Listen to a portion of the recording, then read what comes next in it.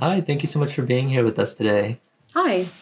Yeah, I just want to get started by asking you to, if you don't mind, maybe share your name, your pronouns if you feel comfortable sharing those, and also where you're from. Yes, of course. So my name is Jackie. My pronouns are they, them, theirs. And I'm from Orange. And what else was I supposed to share? That's actually Oh, perfect. okay. Yeah, Jackie, thank you so much again for being here to kind of share your story with us. I just wanted to start off by maybe asking you to share a moment that helped you realize or affirm your queerness, and we'll take it from there. So there's many moments where I felt like affirmed in my identity, but the first time I felt that way was actually with my mentor. So I went to community college first before I went to my current school, Cal State Fullerton, and through that mentor's class, I took her for two classes. One was multicultural psychology, and the other one was gender psychology of gender. And she was the one that really got me thinking of like my identity, my queerness, because before I thought I was just like cis het person, but little by little, I did these like journal assignments in her class, and a lot of them were really great questions. Like one of them is asking like two sets of questions. So one set is for a person who's straight, and the other one was for a person who is like non-heterosexual.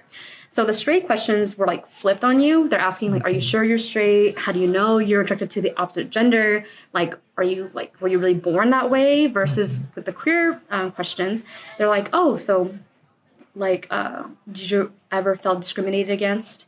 Have you felt comfortable sharing? So like these type of questions, I looked at both sets because I wasn't too sure. And I remember going on Google before I started my journal assignment, and I typed out, is it problematic to be bi-curious? Because I wasn't sure. And I thought about it further. I'm like, you know what? I'm just gonna go for it. I'm just gonna be bisexual. So I put it on there, and she was the first person I came out to. And I even put that on my journal assignment. And my mentor, her name is Christine. She said, Jackie is such a like, I'm so honored for you to come out to me this way. Thank you for feeling so comfortable. And so through that one journal assignment, it took me off like to being the person that I am today. My pronouns they, them is of course thanks to Christine. I remembered I contacted her for Zoom for an oral history project for my Asian American Women's Studies class. And I was talking to her, like just catching up because, I transferred from my community college.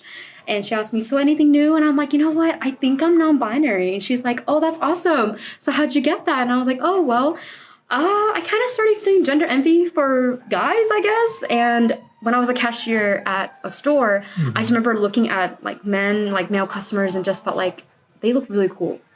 And I think I want to be like them, but it's also confusing because I'm also attracted to them.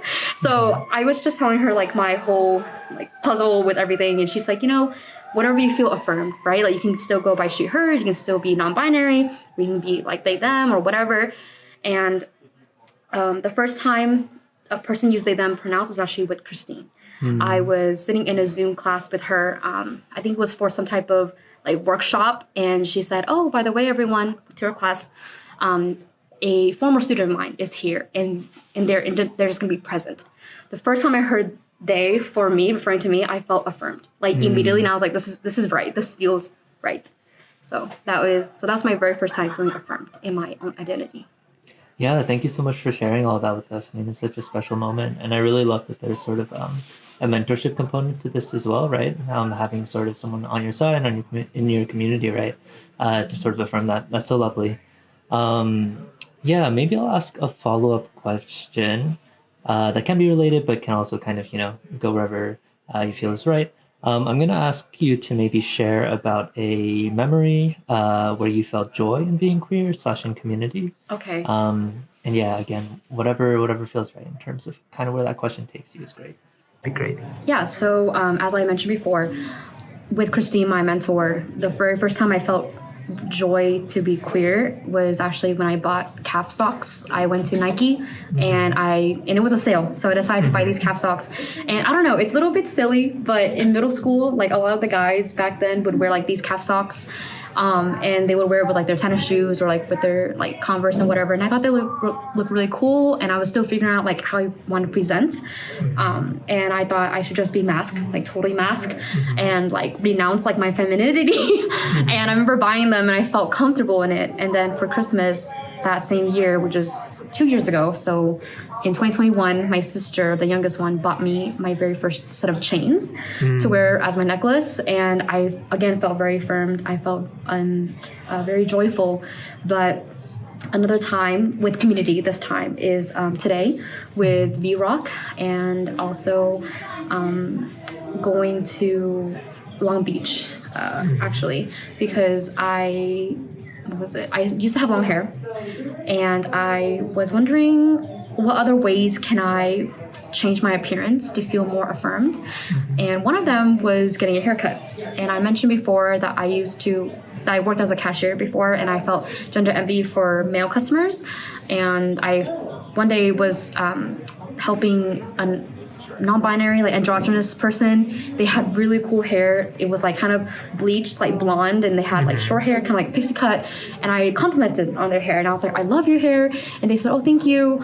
And I said that I've been thinking to cut my own hair, and used to have really long hair. And they're like, you know what? Just do it. Literally, like just cut it. Hair will grow back. It'll be okay. And you might never know. You actually might like it. And I was like, you know what? That sounds like a good idea. I would definitely do it. So it took me a while. It took me a few months, and I finally found a really great haircutting place. Their name is called Salon Benders. So if you guys are thinking to get your haircut, please go there. They're a queer affirming, gender affirming hair place. And I was thinking to go to Vietnamese hair salon, but I was nervous on like whether it would be okay for me to go there to get a mask presenting haircut, so I would feel more comfortable. And going there, I felt very affirmed. The Salon Benders place, they have like queer zines, they have all kinds of different I guess like resources for the queer community, even though I'm not from Long Beach, but I just felt very happy being amongst other queer people. And my hairstyle is also queer, so I felt very joyful to be in that space. Yeah, thank you so much again for sharing. I mean, there's so much about that, and kind of, speaking to the importance of like, loving how you kind of like adorn yourself, right? And kind of how you look, and also just how community isn't necessarily limited to like the neighborhood that you live in. You find other members of your community outside as well, right? Yeah, thank you so much. That's again, so special. I think to maybe just sort of close this out, I'll ask you if there's anything else you wanted to kind of share in terms of your story. No pressure, obviously. But yeah, any last concluding thoughts? About my I guess something that I learned, because I'm still growing as a queer person. Like I mentioned before with my mentor, very first time I was bi, and it took me a whole journey. After I was bi, I was queer because I wasn't sure whether I could be pan or not. But I think the pansexual identity really fits me, like that label. And I recently just found out that I'm poly as well. So I guess I want to share that this journey is not the end. Like just when you think that you've reached a conclusion, you find out more stuff about yourself. And I think that's really beautiful. My mentor mentioned that as well, including my siblings. I'm really lucky to have such a supportive community around me. Yeah, I guess it's just enjoy like the queer community, enjoy the journey going through it. And I don't think I will ever have a set identity, maybe until like the time that I'm gone from Earth or something. But it's just so beautiful, even though it's a little bit frustrating not to like have a rainbows and like rose-colored lenses for this type of like community, like identity journey.